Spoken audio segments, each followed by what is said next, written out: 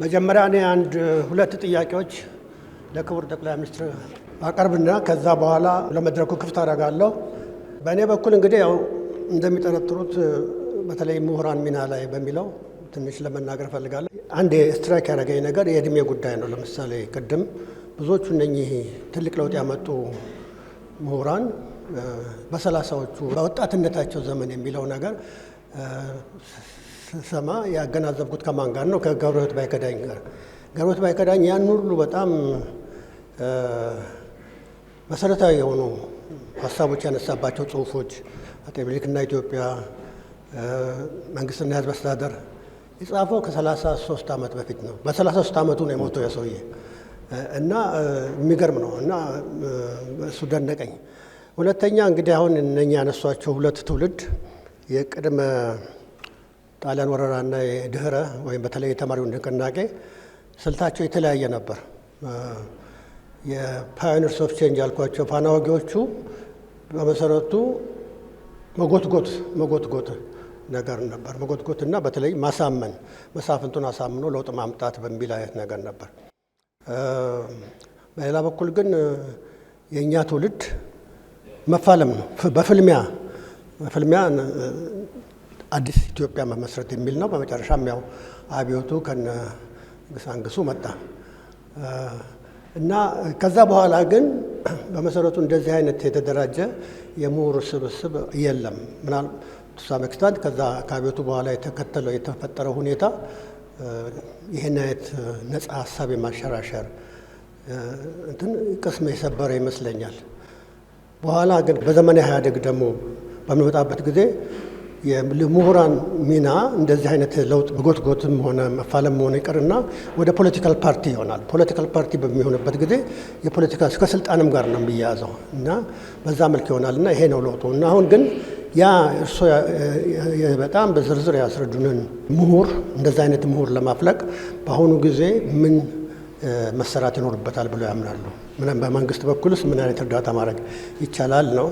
ሁለተኛው ለእርሶ በጣም ውድ የሆነው የአርቲፊሻል ኢንቴሊጀንስ ጉዳይ ነው እና በአሁኑ ጊዜ በዓለም አቀፍ ደረጃ ስጋት አለ እና ራሱ ፈጣሪው ሰውዬው ራሱ በጣም ጸጸት አይባልም፣ ጸጸት ኦልሞስት ጸጸት መሰል የሆነ ጥርጣሬ መርቷል እና ብዙ ሙግት እየተደረገበት ነው ማለት ነው። በከፍተኛ ትምህርት አካባቢ ደግሞ እነ ቻት ጂፒቲ ምናምን የሚሰሩት ዳሜጅ ቀላል አይደለም። ተማሪ እንደሮ እኛ ለፍተን ላይብረሪ ገብተን ያን ሁሉ መጽሐፍ አገላብጠን የምንሰጠውን መልስ እሱ ቁጭ ብሎ በሞባይሉ በቻት ጂፒቲ ምናምን እያደረገ እና እውቀትን አይገድብም ወይ ማለት ነው። እና ይሄ ስጋቱ ውጤቱ ምን የማያጠራጥር አይደለም፣ በጎ እንትኑ የማያጠራጥር አይደለም። ግን ስጋቱን በተመለከተ ምናልባት ፍራንከንሽታይን ተፈጥሮ ይሆን? ፍራንከንሽታይን ሲመራመር ላቦራቶሪ ግብ ሲመራመር አንድ ሞንስተር ፈጥሮ ከዛ በኋላ ያ ሞንስተር አንቆ ይገለዋል እና እንደዛ ያ ስጋት ምንም አያሳስቦትም ወይ የሚለው ነው። እጅግ አድርጌ አመሰግናለሁ ፕሮፌሰር። በእንደዚህ ያለው አውድም መነጋገር መቻላችን ደስታ ይሰጠኛል። የመንግስት የስራ ኃላፊዎች የፖለቲካል ውይይት ከምሁራን ጋር የማድረግ በጣም ውስንም ቢሆን ካልቸሩ አለ። ግን እንደዚህ ባለው አውድ እውቀት እና ሀሳብ ላይ ተንተርሶ የመወያየት ልምምድ ምንም ይሁን ምን ጥሩ ጅማሮ ስለሆነ ከእርሶም ጋር በዚህ መንገድ ለመወያየት እድል ስላገኘው ደስ ይለኛል። ወደፊት ግን ታሪክን በሚመለከት ብዙ መነጋገር ያለብን ይመስለኛል። የእርሶ መጽሐፎች የማገላበጥ እድል አግኝቻለሁ። በታሪክ ምልከታ ላይ በጣም ግልጽ አቋም እና ምልከታ ያለው መንግስት ነው የኛ መንግስት። ከዚህ ቀደሙ ታሪክን በሚመለከት ያለን እይታ የሚያሻማ አይደለም። በዚያ ጉዳይ የሆነ ጊዜ ጠለቅ ያለ ውይይት እንደምናደርግ ተስፋ አደርጋለሁ። መጀመሪያ ላነሱት ጥያቄ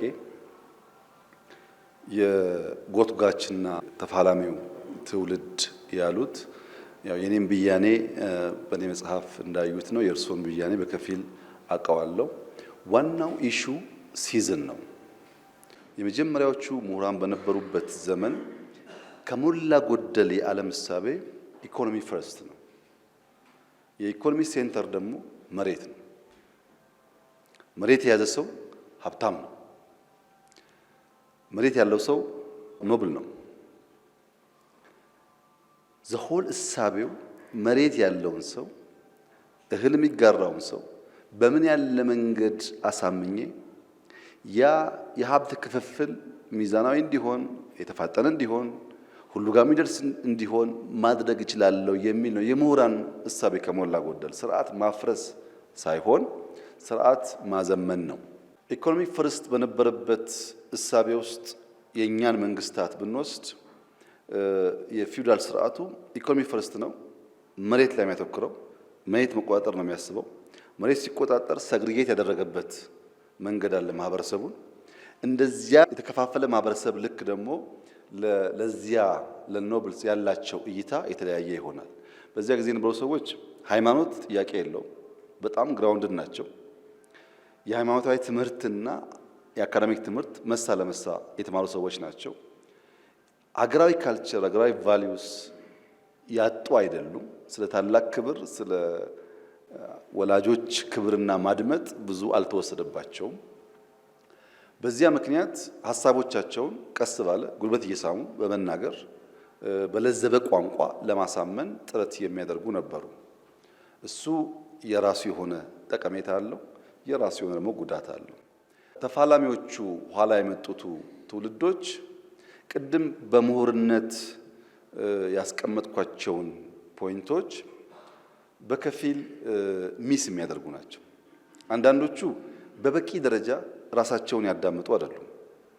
በበቂ ደረጃ በከፍተኛ ደረጃ የምናያቸው በጣም ኢሞሽናሊ ቻርጅድ የነበሩ ሀሳብ ያላቸው መናገር የሚችሉ ግን ደግሞ ራሳቸውን ለማዳመጥ ወደ ጎን ለማዳመጥ በቂ ጊዜ ያልነበራቸው ሰዎች ነበሩበት። ሴንተሩ ግን እንደቀደመው ሳይሆን ፖለቲካ ፈርስት ነው። ፖለቲካን አስቀድመን በፖለቲካው ኢኮኖሚ እንቆጣጠራለን የሚል እሳቤ ስለነበረ ፖለቲካ ደግሞ እንደዚያ ያለውን ፍትጊያ ካላመጣ በስተቀር እንደ ኢኮኖሚው ቀስ እያለ ስርዓት ሊያፈርስ አይችልም። በዛ ጊዜ የነበሩ ሰዎችም በሁለት ከፍለን ልናይ እንችላለን። ሁሉም አንድ አልነበሩም። የሰከኑ በተራዘመ ጊዜ ነገሩን ማሳካት ይገባል ብሎ የሚያስቡ አርሶ አደሩን ማንቃት ይቅደም የሚሉ ግለሰቦች ነበሩ፣ የመደመጥ አቅማቸው ውስን ቢሆንም። በሌላ መንገድ ደግሞ ጊዜ የለንም እንፍጠን፣ አሁን ማድረግ አለብን የሚሉ ወጣቶች ነበሩ። እርስ በርስ በበቂ ደረጃ ለመነጋገር ለመከራከር፣ ከዚያ ውስጥ የሚወጣ ሀሳብ ለማውጣት ጊዜ ያላቸው አይመስለኝም። ጊዜው ራሱ አንድ አርቲክል አንድ ፔጅ ሲጻፍ ያን ማዳረስና ማባዛቱም ዕዳ ነው። ያን በየቦታው መሽለክለኩም ዕዳ ነው። ያን እንደ እውቀት መጨረሻ ማየቱም እንደሚያውቁት ዕዳ ነው። በጣም ስላግሽ በሆነ መንገድ ነው ሀሳብ ከአንድ ጫፍ ሌላ ጫፍ የሚደርሰው። ከአንድ ጫፍ ሌላ ጫፍ ሲደርስ ደግሞ ኦሪጂናሊቲውንም በዛው ልክ የማጣት እድል አለው። በግልጽ ለመነጋገር የሚመቹባቸው አጋጣሚዎች ነበሩ፣ የማይመቹባቸው አጋጣሚዎች ነበሩ። በዚያ ምክንያት መደማመጥ በመጥፋቱ የሀሳቡ ትልቀት ሌሎችን ኢንፍሉዌንስ የማድረግ አቅሙ ውስንነት ነበረው። ምንም ፋይዳ አልነበረውም ሊባል ግን አይችልም። አሁን ያለውን ትውልድ አሁን ያለውን የፖለቲካል እሳቤ በጠንካራ በደካማ ጎኑ ለመቅረጽ ያ ትውልድ የራሱ ሚና ነበረው ብዬ አስባለሁ። አሁን ባለው እሳቤ ያንን ትውልድ ወደ ኋላ ስንመለከት የአንዳንዶች ግሩፖች በዚያ ዘመን የነበረን እሳቤ ያደራረግ ሁሉ ትክክል ነበር፣ እኛ ችግር ያለው እንትና ጋር ነው የሚሉትም በጊዜ ማዕቀፍ ውስጥ ነገር መገምገም የሚችሉ ሆኖ አላገኛቸውም። ማንኛውም ሲዝን የራሱ ጠንካራና ደካማ ጎን አለው። አሁን በሰከነ መንገድ ቢነጋገሩ ብዙ የሚማማሩትና ወደ ሲንተሲስ የሚያመጡት ጉዳይ እንዳለ የሚያስቡ ይመስለኛል። አሁን ባለው ሀሳብ ከሁለቱም ወገን ወርሰናል። እኛ የምንመርጠው ሲንተሲሱን ነው። ፍልሚያው ይቀንስ፣ ጉትጎታውም በልክ ይሁን፣ ግን ደግሞ በተግባር እንፍጠን ነው።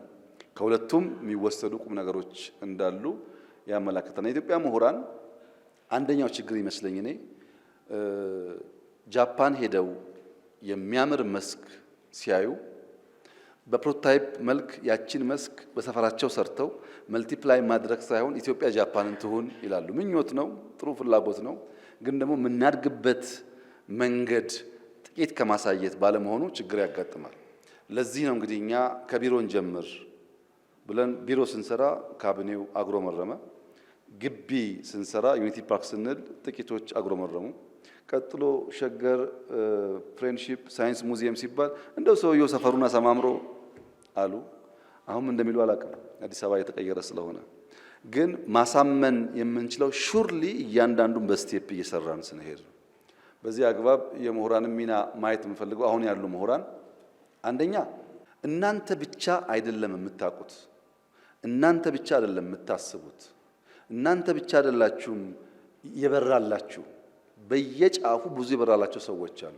ያን ማጋጨት ያስፈልጋል። ማንም የበቃ እውቀት ያለው ሰው የለም። ሰው በተፈጥሮ ኢንፋይናይት ፖቴንሻል አለው። ያን ለመመንዘር ደግሞ ቅድም እንደተባለው ጥቂቶች በጀገኑበት ወራት ይፈጥራሉ። እድሜ እየገፋ ሲሄድ ሪስክ የመውሰድ አቅም ስለሚቀንስ ክሬቲቭ ቲንኪንግ ደግሞ ከድንበር ባሻገር ከአጥር ባሻገር ሪስክ መውሰድ ስለሚጠይቅ አንዱም ሪዝን ተብሎ የሚቀመጠው እሱ ነው። ድፍረት፣ ይሳካም አይሳካም ድፍረት። በኋላ ግን ብዙ ሂሳብ አለ። ያ ሂሳብ ነገሮች እንዳይወለዱ ይገዳደራል። እና ምሁራን ሌላም ቦታ እውቀት እንዳለ፣ ሌላም ቦታ ሀሳብ እንዳለ፣ ሌላም ቦታ አይዲያ እንዳለ ማሰብ። ሁለተኛ የምሁር መገለጫው ዲቮሽን ነው። ከመቆፈር ውጪ በሆነ ጊዜ ባጠናቀቅነው ነገር የሚያበቃ እውቀት የለም። በየቀኑ ይፈጠር አዳዲስ ነገር ስላለ ለመማር ክፍት መሆን ያስፈልጋል። ለመጠየቅ ክፍት መሆን ያስፈልጋል። ለእንደዚህ አይነት አውድ ዝግጁ መሆን ያስፈልጋል። ለምሳሌ ነቀምት ዩኒቨርሲቲ ያሉ ምሁራን በኦሮሞ ጥያቄዎች፣ በኦሮሞ ጉዳዮች፣ በኦሮሞ ሀሳቦች ላይ የሚሰቃዩ ከሆነ ደብረ ብርሃን ያሉ ዩኒቨርሲቲዎች በአማራ ጉዳይ የሚሰቃዩ ከሆነ እነዚህ ሰዎች ኮንሽስሊ የጋራ መድረክ ፈጥረው ሪገረስ የሆነ ጨዋታ ቢጫወቱ፣ ክርክር ቢያደርጉ ወደ ሲንተሲስ ሊመጡ ይችላሉ። ያንን ባህል ማዳበር፣ ሌላኛውንም ሰው የማድመጥ፣ ሌላኛውም ሰው ለበለጠው ነገር ለበለጠው ዓላማ መቀበል። ለጋራ ዓላማ እሱም ጋር ሐሳብ አለ፣ እሱም ጋር ቢፈለግ ነገር አለ፣ እዚህም እዛም አለ።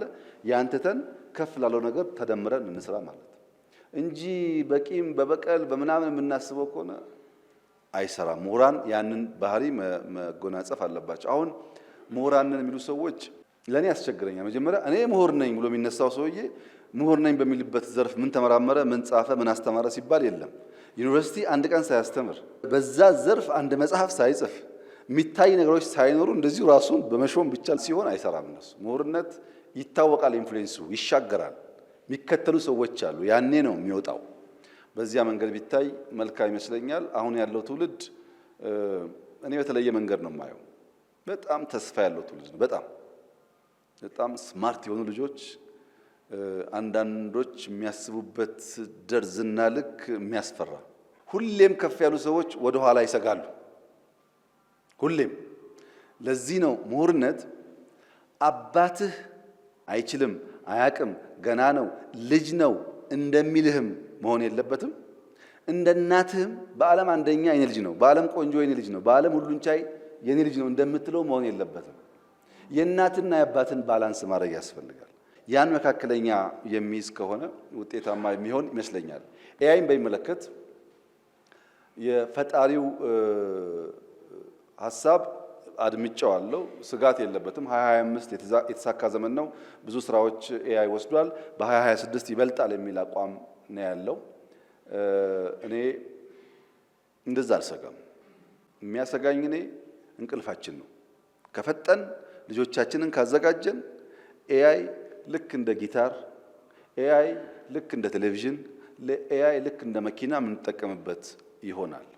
ከዚህ ቀደም በትምህርት ቤት ሳለን አንድ መጽሐፍ አንድ ኮፒ ኖሮ ወረፋ እየጠበቅን ያነበብንበት ዘመን አሁንም ይቀጥል ብዬ ነው ያላምንም። እሱ በጣም ስላገሽ ስለነበረ ስራ ይቀማል ኤአይ ብዬም አልሰጋም። የሰው ልጅ መስራት የማይገባቸውን ስራዎች ግን ይሰራል።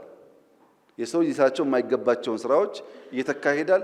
ኤአይን የምንፈጥር እኛ ነን፣ ኤአይን የምንቀይር እኛ ነን። ቀድመን ግን ፋውንዴሽን መጣል አለብን። አሁን ለምሳሌ የእኛን ኤአይ ሴንተር፣ የእኛን ሳይንስ ሙዚየም ኢትዮጵያውያን አይተው ስለሚሰጡት ፊድባክ እና ከሌላ ዓለም የመጡ የተሻለ ደረጃ ደርሰዋል የሚባሉ ሰዎች የሚሰጡት ፊድባክ አንድ አይደለም። ቤዚክ ፋውንዴሽኑ ኢትዮጵያ የተጣለ እንደሆነ ያምናሉ። ፖሊሲ ያለን፣ ስትራቴጂ ያለን፣ ለፐብሊኩ ሳይንስ ሙዚየም አለን። ሳይንስ ሙዚየማችን ቢሊየንስ የወጣበት ሳይንስ ሙዚየም ነው። ቢኮዝ ኢንፍራስትራክቸር ታለንት ነው። ታለንት ደግሞ መቅለል አለበት ልጆቻችን ጋር። ያ ካልሆነ ኮምፒት ማድረግ አንችልም የሚል እሳቤ አለ። አሁን የምንፈጥረው የዩኒቨርሲቲም ብዙ ችግር ለእኛም ለአፍሪካም እንደሚፈታ ይታመናል። እዛ ጋር ያለንን እውቀት ያለንን ሀሳብ ኮንትሪቢዩት ካደረግን ዋናው ለልጆቻችን ልጆቻችን የሚወዳደሩበት ልጆቻችን ከሌላው አንሶ የማይታዩበት የረሃብ የችግር የግጭት መገለጫ የሆነውን አገር ስም መቀየር ነው። ለዛ ደግሞ ቀድሞ ኮምፒት ማድረግ ቀድሞ መገኘት አስፈላጊ ስለሆነ ኤአይም በዛ መልክ ነው የማየው። አንዳንድ የሚወስዳቸው ስራዎች አሉ፣ እነሱ አስፈላጊ ይመስሉኛል። እኔ ከዚህ ቀደም አንድ ነገር ለመፍጠር ማጠፋው ጊዜ እና አሁን በፍጹም አንድ አይደለም። በአጭር ጊዜ ውስጥ ብዙ ስራ እንድሰራ ኤአይ ያገዘኝ ነው እና ሁሉም ሰው በዛ መንገድ ቢሄድ ተማሪዎችን መጠቀም አለባቸው የለባቸው ማለት መጠቀም አለባቸው። ቢኮዝ በታለንት ውስጥ አሁን ባለው ኒው ኢንፍራስትራክቸር ታለንት ውስጥ ትልቁ እውቀት የመጠየቅ አቅም ነው። ኤአይ 10 ሰው አስቀምጠን በተናጠል 10 ጥያቄ ቢጠይቀው 10 የተለያየ መልስ ቢሰጠው የመጠየቅ ብቃት ነው ችሎታ። ያ የመጠየቅ ብቃት የሚያድገው በልምምድ ነው። አትጠቀም ካልነው አያድግም። መጠየቅ እንዲችሉ አድርገን ከፈጠርናቸው ሌላው ጋር ኮምፒት ያደርጋሉ። እኛ ብንከለክልስ ልጆቻችን ከመንደር ወጥተው ዓለም ላይ ኮምፒት ማድረግ አይችሉም ማለት ነው። መጠየቅን እንዲያውቁ መጠየቅን እንዲችሉ ማስቻል ይኖርብናል። ብንፈልግም ባንፈልግም የማይቀርልን ዓለም ነው። ሲጠቀለል የመጀመሪያው ትውልድ ኢኮኖሚ ፈርስት ነበር። የኢኮኖሚ ምንጭም መሬት ነበር። የሁለተኛው ትውልድ ፖለቲካ ፈርስት ነበር። ፖለቲካውም ከኦቶሪቲ ጋር ስልጣን ከመያዝ ጋር የሚያያዝ ነው የነበረው። አሁን ደግሞ ያለው ጄኔሬሽን አይዲያ ትውልድ ነው። አይዲያ ኢንተርቴን ማድረግ ላይ፣ አይዲያን ማጫወት ላይ፣ ከአይዲያ መማር ላይ ይሄንን የወደደና የፈቀደ የተቀበለ የትኛውም ትውልድ ይሻገራል። ያልተቀበለ ግን እንደኛው ኋላ ቀር ይባላል። ጄኔሬሽኑ አይዲያ ላይ ቤዝ አድርጎ መጠየቅን ተለማምዶ በተማረ ልክ ችግሮች እየፈታ የሚሄድ ይመስለኛል። እንደዚህ ያለውን ቱል መጠቀም አስፈላጊ ነው። ቱል ማጠቀሙ ከሆነ ለሕክምና መቀስ መጠቀም የለብንም፣ ማብራት መጠቀም የለብንም፣ ሕክምና ጋር ሲደርስ የምንጠቀምባቸው ራዲዬሽን መጠቀም የለብንም። እሱም ቴክኖሎጂ ነው። ቴክኖሎጂ በየዘመናት ላይፍ ያቀለለ እንደሆነ አምነን የአሁኑ ግን ዝግጅትና ስራ ይፈልጋል ከሚል ባሻገር ፊሩ ተገቢ አይመስለኝም። we have to confront it and we will win it